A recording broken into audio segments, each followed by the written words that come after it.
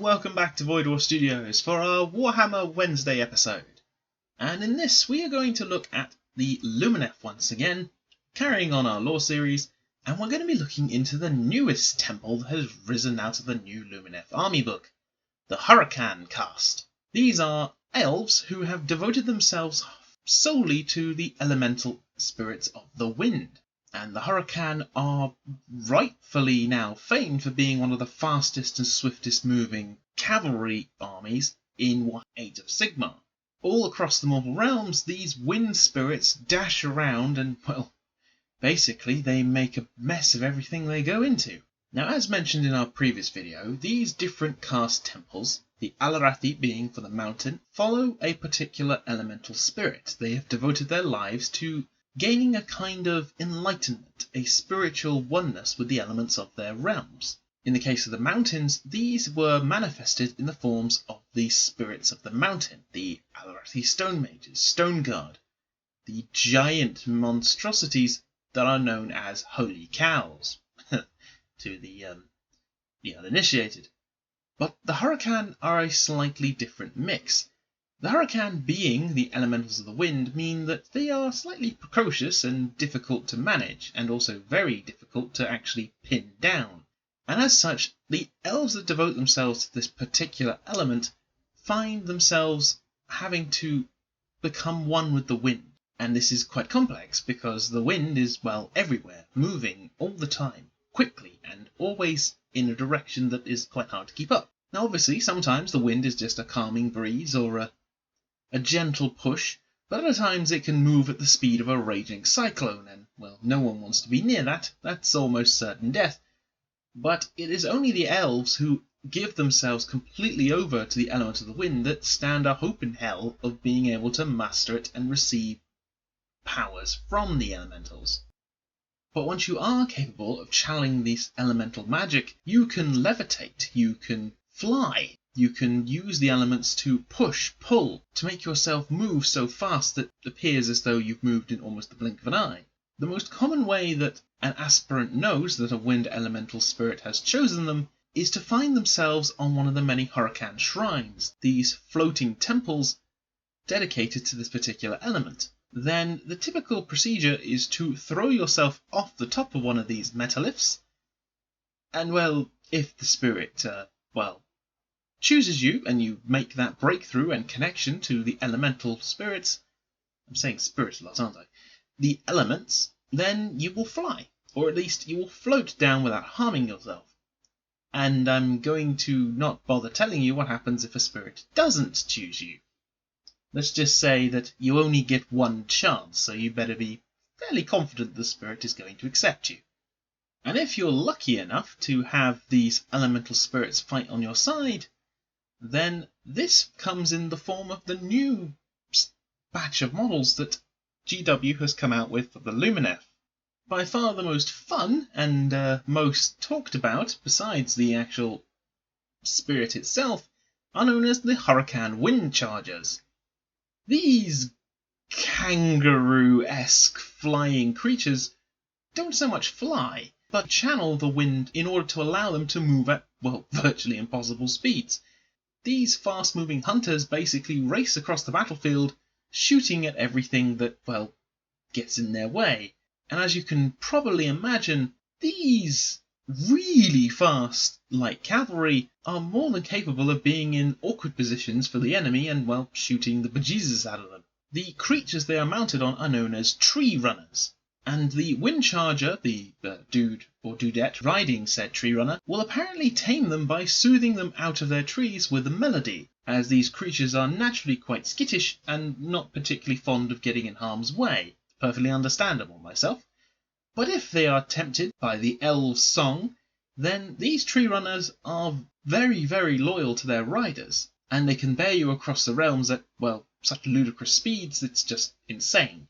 These are some of the fastest known creatures that inhabit the mortal realms. Seekers of Sanesh are starting to get a little annoyed at how fast these things can move, and armed with their wind charger bows, and belted at their sides a sword just in case someone gets too close, these very, very fast Hurakan light cavalry will definitely be pincushioning anything unfortunate enough to not get out of their way. After this, we have who I personally like to call Sun Wukong, or a Hurakan Wind Mage to everyone else.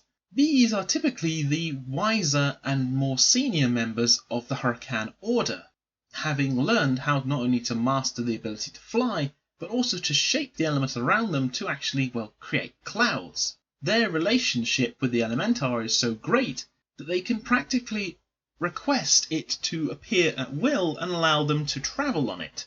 Now, this normally wouldn't be possible, as much like the Alarathi stone mages, making a spirit have a physical form is quite complex. However, the elven wind mages find a way around this by using what is known as an Aspirilegum wand. This essentially acts as a focal point that allows the spirit to have a physical link to reality, and it allows the wind mage to essentially use it as a mount.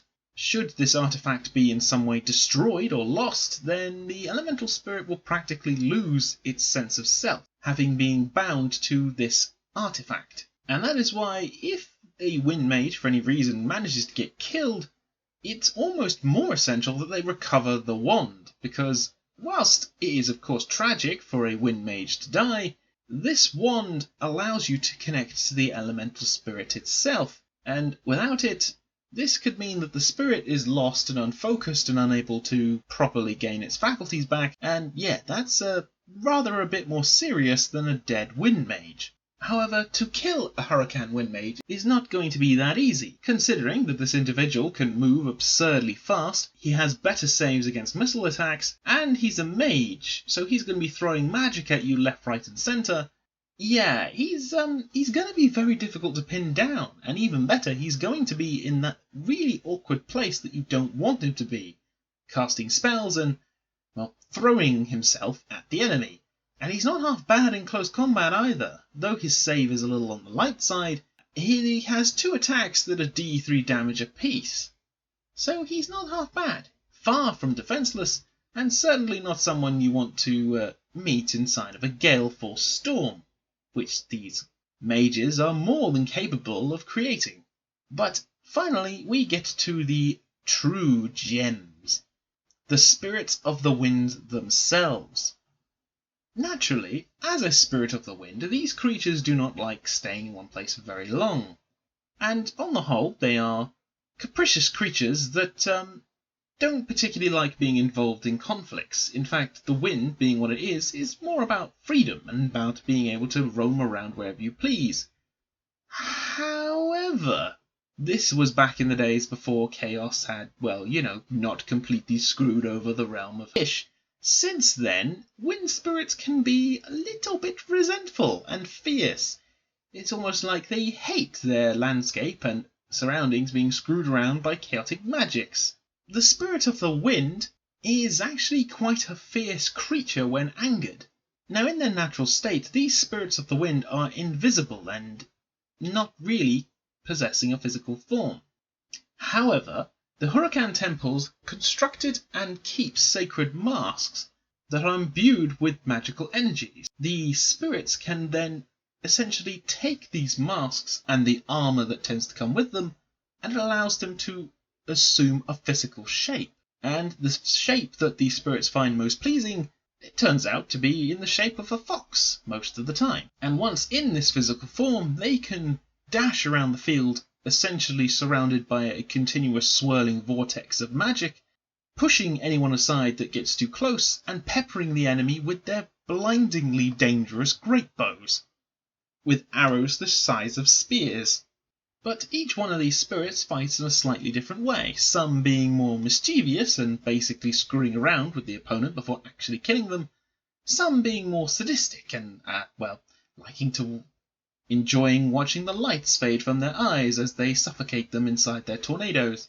Yeah, these spiritual creatures are definitely not something you want to mess with. It's only the wind mages who form a strong enough bond who are able to help entice these spirits to the masks. And their most dangerous spirit known to date is known as Sevreth, the Lord of the Seventh Wind, one of 7 of Hyesh's most powerful known elemental spirits. as he swirls around the deserts as being the Scourer, the Red Gale, and the Killing Sandstorm, having a particular hatred for chaos, which is entirely understandable, but this hatred goes way back to the beginning. This spirit at one point was not filled with such seething anger. However, back in the Age of Myth, when Slaanesh started screwing around with all the elemental forces, Slaanesh sent an infernal Enraptress to try and lure this spirit in a network of caves by creating music that blew through these caves. This beautiful sound was sufficient enough to entice the spirit inside, and it became entrapped. And it was stuck there until released by Teclis at the very beginning of the reinvention. Upon leaving its prison, this spirit was beyond mad, as his gales have been so intense that he's been known to shred flesh from bone and completely disintegrate everything in his path. Questions of sanity aside, Sivref, being such an ancient spirit, is very, very dangerous, and with a basic movement of 24 inches, this thing is going to be darting around the battlefield ridiculously fast and causing all kinds of heinous pain to anyone who gets close. I would not wish to fight Sivref or the Lumineth when it comes to the Hurakan temples. This new Lumineth army that's coming out is all about speed, all about getting into advantageous positions and, well, bombarding your enemy with arrows, magic, and when you're bored of that, you send in something a little heavier, like, say, one of the mountain cows. Sorry, you send in one of the mountain spirits to bludgeon things to death. And of course, because of their speed, you can always play the game of backing up, continuously shooting everyone, and yeah, that's going to be evil at the best of times. And can you imagine when you combine both the Al-Rathi and the Hurakan temples? You'll have one solid defensive line with your stone guard and mountain cows bashing anything left, right and centre that doesn't run away fast enough, and for everything else you've got your kangaroos, you've got your spirits of the wind, you've got your wind mages, and you've got your stone mages playing around with gravity and peppering you with arrows. And don't forget the fact that your basic frontline troops of the wardens and sentinels and dawn riders are still going to be fantastic additions to any temple army. So that is my quick little introduction to the Wind Temple, the Hurakan Temple. An interesting new addition to the Lumineth forces, and I can't wait us to see some more temples. I'm looking forward to Water and Fire in particular. Anyway, I hope you've enjoyed this episode. Please put a like and subscribe down below, and I look forward to hearing from you all soon. Until next time, take care everyone.